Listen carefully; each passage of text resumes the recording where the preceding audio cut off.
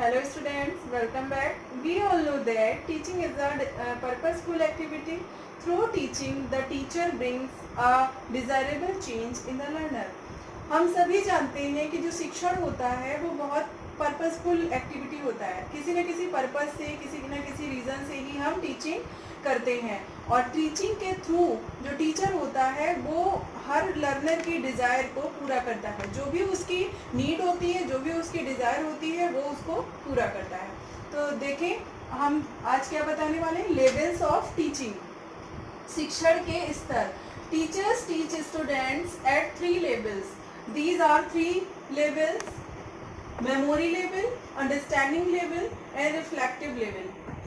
Memory level जिसको हम हिंदी में स्मृति स्तर कहते हैं, अंडरस्टैंडिंग लेवल अवबोध स्तर कहते हैं और रिफ्लेक्टिव लेवल इसको चिंतन स्तर कहते हैं. ठीक है, इसमें क्या है, ये थॉट लेस टीचिंग कहा जाता है. थॉट लेस टीचिंग का स्तर अभी आपको एक्सप्लेन करूंगी.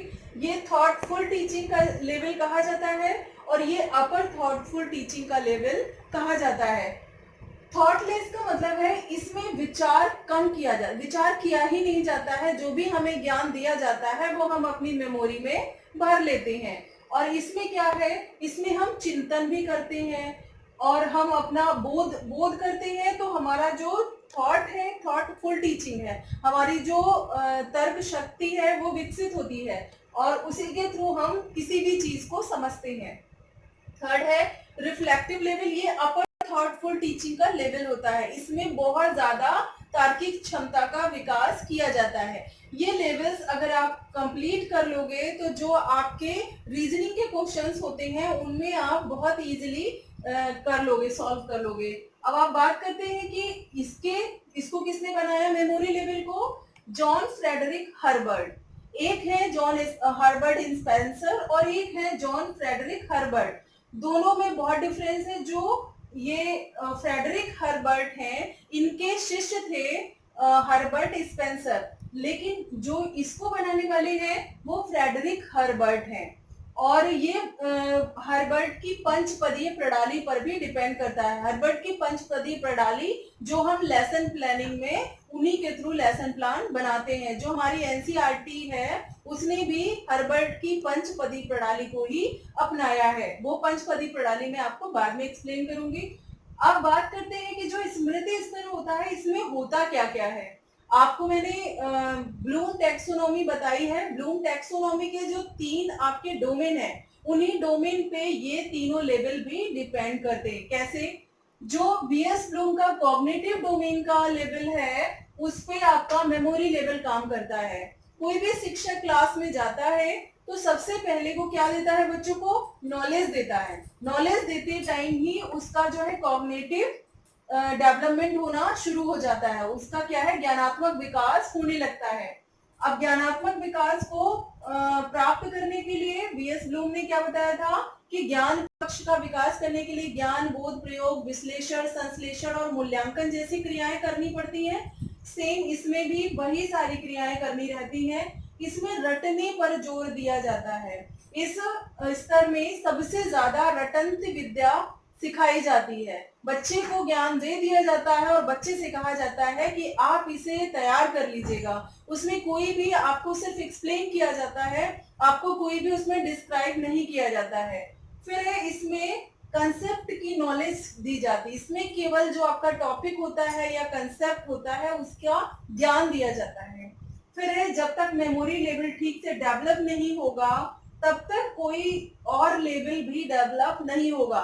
सबसे पहले किसी बच्चे के अंदर हम मेमोरी लेवल को ही डेवलप करते हैं, देन हम आपका अंडरस्टैंडिंग लेवल डेवलप करते हैं और फिर रिफ्लेक्टिव लेवल. जब तक हम बच्चे के अंदर ज्ञान नहीं देंगे तब तक उसका विकास संभव ही नहीं है.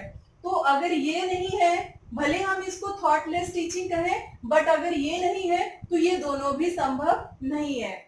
अब ये है कि इसमें एग्जाम्पल अगर हम लेते हैं तो जैसे कि बच्चों को गिनती सिखाई जाती है, उनको गिनती कहाँ से आई, कैसे आई ये नहीं बताया जाता है. सिर्फ कहा जाता है 1 to 100 आप गिनती नंबर्स लर्न कर लीजिएगा. उसी तरीके से अगर हमें टेबल्स याद कराने होते हैं बच्चों को तो हम उन्हें रटने के लिए बोलते हैं. उन्हें ये नहीं बताते हैं कि कैसे आया टेबल.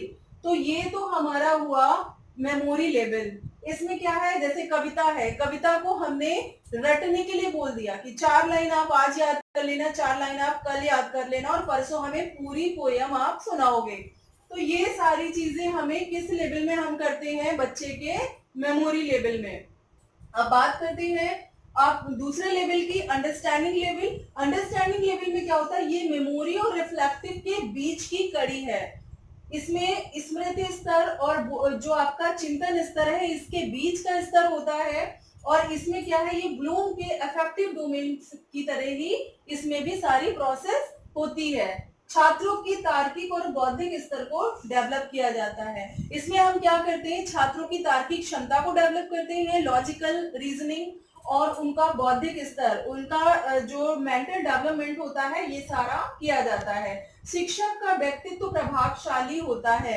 जो इसमें शिक्षक होता है वो बहुत इफेक्टिव तरीके से बच्चों को पढ़ाता है, तभी वो अंडरस्टूड करते हैं और उसे अपने सब्जेक्ट की जो भी कंटेंट वो पढ़ा रहा है उसकी बहुत अच्छे से नॉलेज होनी चाहिए, तभी वो उस पर अपना कमांड लीड कर सकता है उसे। और इसमें जो है छात्र और शिक्षक दोनों एक्टिव होते हैं, क्योंकि इसमें क्या है, जो शिक्षक है वो बहुत अच्छे से उसे अंडरस्टूड करा रहा है, तो इसमें दोनों जो है वो इस लेवल पर सक्रिय होते हैं। अब जैसे मान लीजिए इसमें तो मैंने कहा कि आप इसको रट लेना, तो ये तो हुआ आपका मेमोरी लेवल। लेकिन इसमें क्या हुआ, अगर हम 2 और 2 का पहाड़ा टेबल आपने लर्न कराया है, तो अगर 4 आया तो आया कैसे, तो 2 into 2 करके हमने दिखाया, बताया कि 4 आया, तो ये तो हुआ मतलब क्या, क्यों, कैसे, ये सारा आपका अंडरस्टैंडिंग लेवल में डेवलप किया जाता है। अब जैसे अगर मान लीजिए मैथ्स का कोई फॉर्मूला है, फॉर्मूला हमने दिया बच्चे को, तो बच्चा उसे पूरा फाइंड करके बताएगा कि ये फॉर्मूला आया कहाँ से है, कैसे बना है। तो वही चीजें जैसे a plus B is equal to A square B square, तो ये कहाँ से आया, कैसे हुआ, तो उसको पूरा सॉल्व करके बताएगा बच्चा। तो ये तो हुआ हमारा अंडरस्टैंडिंग लेवल। थर्ड लेवल है हमारा रिफ्लेक्टिव लेवल। इसको विलियम हंट, अच्छा इसको मॉरिसन ने प्रतिपादित किया था और इसे विलियम हंट ने किया था। तीनों के राइटर्स आप बहुत अच्छे से याद कर लीजिएगा। इसके फ्रेडरिक हर्बर्ट है, इसके मॉरिसन है और इसके हंट है। अब ये देखते हैं रिफ्लेक्टिव लेवल, ये सर्वोच्च स्तर है बच्चे के सीखने का। इसमें तार्किक चिंतन आता है, लॉजिकल तरीके से बच्चा सोचता है, करता है, ये समस्या केंद्रित होता है। इसमें एक शिक्षक प्रॉब्लम देता है बच्चे को और बच्चा उस प्रॉब्लम को सॉल्व करता है। इसमें क्रिएटिविटी को डेवलप किया जाता है, बच्चा अपने क्रिएटिव ढंग से उस प्रॉब्लम का सॉल्यूशन निकालता है। ये ब्लूम के साइकोमोटर डोमेन से भी संबंधित है। मैंने कहा आपको ब्लूम की मैंने टैक्सोनॉमी पढ़ाई है, तीनों डोमेन यहाँ पर फॉलो होते हैं।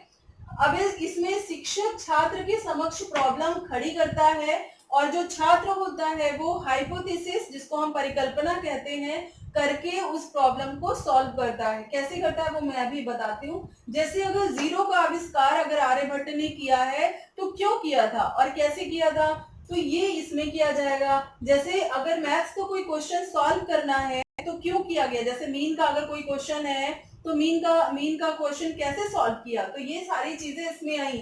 अच्छा इसमें क्या है, हाइपोथेसिस का मतलब है, मान लीजिए कक्षा में कोई बच्चे को कोई प्रॉब्लम है, किसी पर्टिकुलर एक स्टूडेंट को कोई प्रॉब्लम है, तो उसकी प्रॉब्लम को कैसे बच्चा अपने तरीके से सॉल्व करेगा, अपनी जो उसकी प्रॉब्लम है उसको कैसे सारी हाइपोथेसिस करेगा, परिकल्पना का निर्माण करेगा कि उसका रीजन क्या था उस प्रॉब्लम का, उसका सोल्यूशन कैसे निकालेगा, उसमें उसको कैसे बिल्कुल दूर किया जाएगा। तो ये सारी चीजें इस रिफ्लेक्टिव लेवल में आती है। अब मैं आपको इसको एक डायग्राम के थ्रू समझा रही हूँ।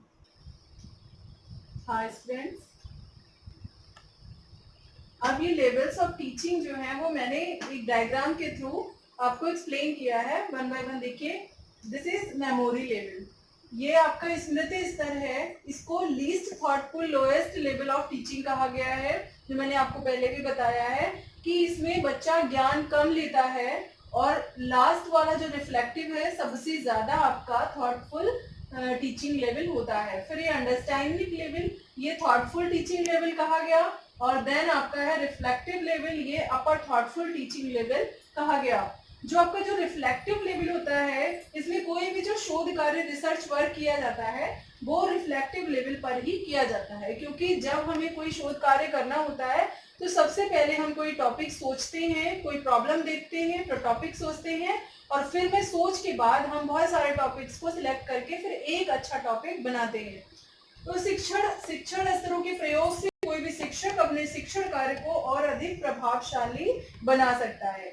तो ये थे हमारे लेवल्स ऑफ टीचिंग। एक बात और बता दें कि जो प्रोसेस ऑफ टीचिंग थी जिसमें कि हमने आपको बताया था, उसमें सबसे प्रोसेस क्या होती है, सबसे पहले क्या करता है बच्चे, लिसन, सुनता है, फिर होता है रीड, फिर उसे पढ़ता है, देन राइट, उसको लिखता है, देन प्रेजेंट, फिर वो प्रेजेंट करता है, देन डिस्कस, फिर वो कक्षा में डिस्कशन करता है।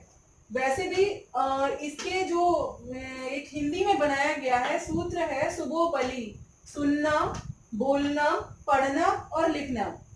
ये टीचिंग की सारी चीजें मैंने आपको बता दी हैं। अभी बहुत सी चीजें ऐसी हैं जो कि जैसे शिक्षण सूत्र है, टीचिंग स्किल्स हैं, कौशल है, और माइक्रो टीचिंग है, ग्रुप टीचिंग है। तो ये सारी टीचिंग अभी बाकी हैं जो मैं आपको 1 बाय 1 बनाती रहूंगी और बताती रहूंगी। अगर इन सब में कोई आपको प्रॉब्लम होती है तो आप डिस्कस कर सकते हैं। ओके बेटा।